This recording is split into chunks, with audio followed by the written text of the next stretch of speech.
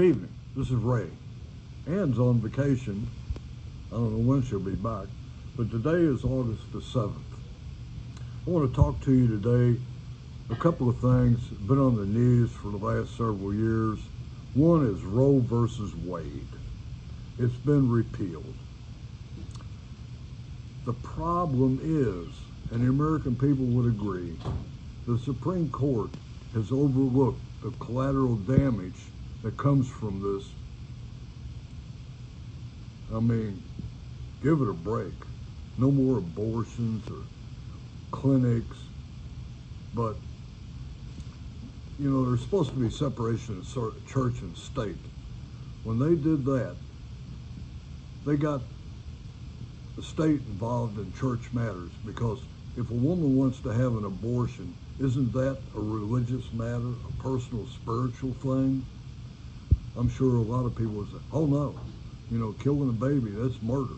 Well, guess what? Now that they've repealed Roe versus Wade, every doctor, abortion clinic is liable for murder.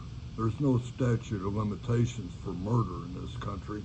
Nobody ever thought about that.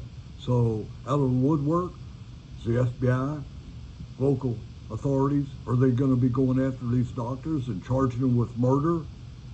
Hey, if a woman can't have an abortion, then they sure as heck need to bring charges up against people for murder if that's what they want. I think there's a radical few that are trying to push their way of thinking and living on other people in this country, and that's not right. I'm not for abortion. I'm not against it. I'm a man. That's up to a woman. That's her decision. But I don't think that churches and groups should tell some woman whether or not she should or not be able to have an abortion, especially if she's been raped or if incest is involved. For crying out loud, who in the heck wants that pushed on them? That's violating their rights. But you have to make your own choices and your own decisions about this stuff. But I just think it's overwhelming that the Supreme Court did not consider the collateral damage from repealing Roe versus Wade. Like I said, murder has no statute of limitations. And if they're going to do that, then they should be going after these doctors and abortion clinics for that. Another problem in this country is the Civil Rights Act of 1964. I don't care what anybody says. I think that's a lot of reverse discrimination. Here in my own city, we have a problem with busing because there has to be a certain amount of people in each, whether you're black, American, Indian, whatever. There has to be a certain distribution, percentages of people in those groups. But I think the real problem is people raising hell about, oh, we want to go to a better school.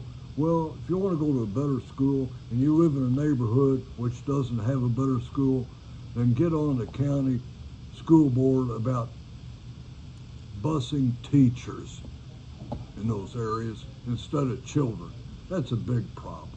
Besides that, who wants this pushed on them? It's a big expense for everybody, the taxpayers' dollars. So that seems a little discriminating because you have one group that's not happy with where they are, so they want to force the other side of the fence to take on the expense of busing their kids around. I know it's a shame, but maybe in some neighborhoods, in some areas, the school is poor. They don't have as qualified teachers when they should. They're all supposed to be the same. So let's move the teachers around, make things better that way, and save the expense of busing. That's ridiculous.